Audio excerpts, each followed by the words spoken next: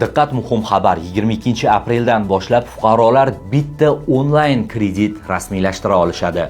Joriy yilning 22 apreldan boshlab fuqarolar bir sutka davomida faqat bitta kredit tashkilotidan bir dona onlayn kredit olishlari mumkin. Markaziy bank boshqaruvi tomonidan chiqarilgan yangi qarorga ko'ra, kredit tashkiloti ariza kelib tushgach, murojaatchini kredit bitimi tuzish taqiqlangan shaxslar reyestri orqali tekshiradi. Agar bir xil jismoniy shaxsning shaxsiy identifikatsiya raqami bo'yicha bir nechta kredit tashkilotlariga ariza yuborilsa, faqat birinchi kelgan ariza ko'rib chiqiladi.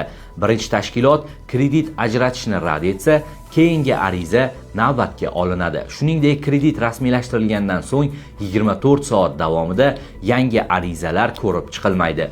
Ushbu yangi tartib onlayn kreditlash jarayonini tartibga solish va fuqarolarning ortiqcha qarz olishining oldini olishga qaratilgan. Xo'sh, siz bunday tizimga qanday qaraysiz? Fikrlaringizni izohlarda qoldiring va Anhor.uz'ni kuzatishda davom eting.